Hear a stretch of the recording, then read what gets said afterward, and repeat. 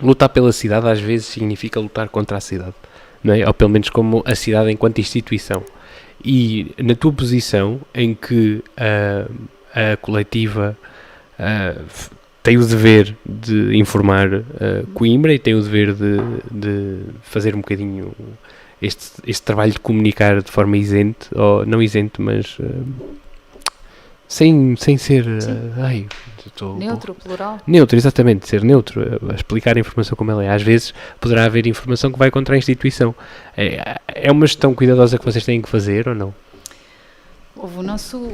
Ok, então muito importante é partilhar que nós fazemos jornalismo de soluções, que obedece a uma certa lógica na forma como construímos as histórias, como nos propomos atacar um determinado tema. Portanto, o ponto de partida não é queremos deitar abaixo ou não vamos deitar abaixo, este tema está a incomodar a nossa comunidade, vamos identificar qual é que é o tema e vamos procurar reunir dados, não é?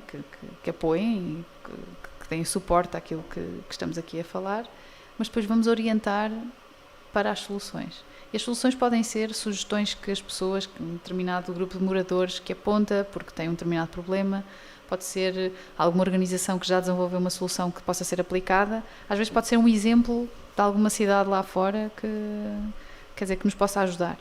Mas o objetivo é esse, é construtivo. Isto não significa que às vezes não seja preciso pôr o dedo na ferida. Pois é isso. Ou seja, bom jornalismo, não é? O bom jornalismo, isso tem que ser feito. Nós, por exemplo, estamos num contexto que não é, a cidade está cheia de obras por causa do Metrobus. Aqui não tem a ver com estarmos a favor ou contra o projeto, o tema não é esse. Mas quando há atrasos sucessivos, quando era suposto já termos andado este verão de metro, a certa altura é preciso alguém perguntar, ok, mas quando? Afinal, quando é que isto vai acontecer? E será que os negócios vão ser minimizados? Será que a obra está a ser gerida da melhor forma? Isto não significa estar do contra. Aqui nós não estamos aqui para fazer... Claro. Quer dizer, não estamos aqui a contravapor. Não, tem apenas... A nossa missão é, de facto, de darmos voz às preocupações das pessoas, da nossa comunidade. Isto é um assunto muito... Quer dizer, acho que hoje em dia é impossível alguém chegar ao local de trabalho e não comentar. Não, sem dúvida, o atraso. Nós fizemos um post há 2 dias. Em off estávamos a comentar. Eu não sei se viste, nós fizemos um post há 2 dias que mostrava o Waze daquela altura de Coimbra, que é uma coisa absurda, tipo 30 acidentes e filas de 15 minutos, e depois largámos um sem número de pistas, de dicas para sobreviver ao trânsito aqui. Por isso, claro que concordamos contigo a 200%, e como é óbvio que alguém tem que fazer essas perguntas, mas não deixa de vos meter numa posição em que têm que ser corajosos e fazer as perguntas certas e às vezes incomodar e poder perder certas oportunidades eu acho que é de louvor ter esse... dizer a verdade. No fundo é dizer a verdade. É um caso. Mas é estúpido teres de pensar assim. No fim não é. Mas no fim não é como alguma mídia generalista que existe, que vem numa de. Pá, tu lês aquilo e é tão negativo que quase que ficas deprimido de ler aquilo. Ou seja, vocês estão a dar soluções, estão a dar possibilidades, não é? Nunca estão a ser bias naquilo que vocês estão a fazer, estão a ser imparciais, mas num sentido construtivo. E eu acho que isso é de louvar, acho que isso é bom jornalismo. Sabes que é muito engraçado dizer isso, porque os números dizem, o jornalismo de soluções tem muito mais tradição nos Estados Unidos, na Europa é mais recente, as redações que têm optado por este caminho, que não se confundam com os movimentos de good news. Nós não estamos aqui só para dar as notícias fofinhas. Claro. Nós temos que identificar problemas para depois irmos atrás das soluções. Mas está mais do que provado que o jornalismo de soluções acaba por ter exatamente esse efeito nos leitores, na comunidade, porque as pessoas estão fartas das notícias. É pesado, não é? Sim. É pesado. A crise da habitação e a inflação e a guerra. São muitos problemas.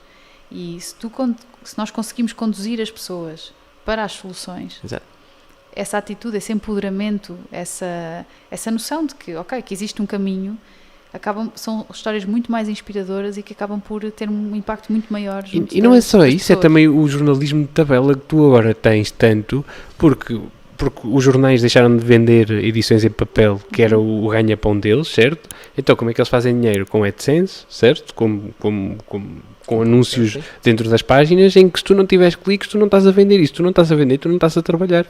Tem muito conteúdo também patrocinado. Exato. Mas tudo isso influencia a maneira como tu podes comunicar. Eu acho, percebes? E depois tens as coisas semi-feitas. Nunca, o jornalismo não é atacado como era atacado há umas décadas atrás, em que quando tens, por exemplo, os papéis do Vietnã e que acho que foi o Post que teve que, basicamente aquilo foi uma revolução contra o governo dos Estados Unidos da América, de fazer a publicação. Hoje em dia há demasiados third parties, demasiados outros agentes que influenciam o teu valor noticioso, porque tens um sem número de condicionantes que não tinhas, que antigamente dizer assim, pá, que se lixe, eu publico aquilo que tenho que publicar, percebes? Há todas estas influências estratégicas que eu acho que acabam por condicionar o bom jornalismo e que tu não consegues ter informação tão boa como tinhas há uns anos atrás. E o que mais me deixa triste é quando houve aquelas coisas das pessoas que dizem já nem vejo notícias porque é só desastres e coisas, e para mim acho que devia ser o sítio onde é que as pessoas estão-se a informar dos problemas e das soluções. Claro. Não é? Exatamente. E eu acho que devia ser o caminho correto generalista, não é? Que chegasse a toda a gente. Sim. E não é feito só por a coletiva neste momento, que eu conheça, pelo menos. Sim, em Portugal existem outras, mas outro dado que também é muito interessante tem a ver com este ressurgimento da importância do jornalismo local, porque se formos a ver há uns anos atrás, quando éramos mais pequenitos, a televisão ou mesmo os jornais nacionais tinham um papel muito, muito agregador, não é? Devolvia-nos, estávamos todos a acompanhar a mesma série ao mesmo tempo, estávamos todos a ver as mesmas notícias ao mesmo tempo. Mas hoje em dia, com a quantidade de plataformas de streaming, nós temos a nossa atenção muito dispersa para coisas muito diferentes. Dificilmente chegamos aqui à segunda-feira e estamos a falar das mesmas coisas. Claro. E sobretudo, não estamos a falar dos nossos temas, daqueles que nos importam aqui. E de facto o jornalismo local ocupa cada vez mais esse papel. Há bocado, quando estávamos ainda em off, falávamos sobre isso. As televisões, os grandes órgãos de comunicação social nacionais não andam tão incomodados com as obras no Metrobus. Exato, como nós. Se isto como fosse tu dizias, Lisboa, não vem cá a RTP falar sobre se isto isto, acontecesse em Lisboa, provavelmente estaria nas notícias. Isso é assim, há essa proximidade, não é? As cheias, acho que foi ainda este ano. As cheias já houve cheias pelo país inteiro, que só de facto quando caiu chuva em Algés é que... É verdade, é que foi notícia. É preciso o jornalismo local falar daquilo que importa aqui. Claro. Mas é uma espécie em vias de extinção, o jornalismo local. Sabes que nos Estados Unidos é o contrário.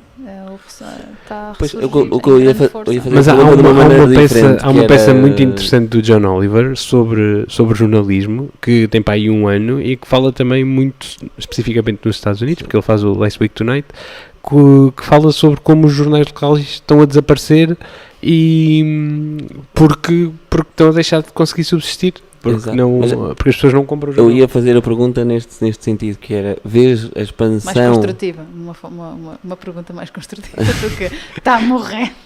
Eu não me lembro dos fatos todos. Ia perguntar isto, achas que irá haver expansão? Porque eu também compreendo isso, porque localmente, tu aqui, se estás só a ver notícias de Lisboa, parece que só existe Lisboa em Portugal, não é? E achas que há de haver uma ascensão local sobre as notícias e o jornalismo, ou achas que vai ser na mesma centralizado?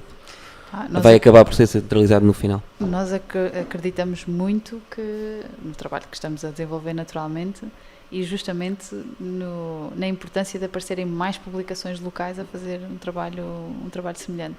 Agora, outra questão tem a ver com a revisão do modelo de financiamento dos órgãos de comunicação social. Não, mas 500%, atenção, 500% a favor dos jornais locais.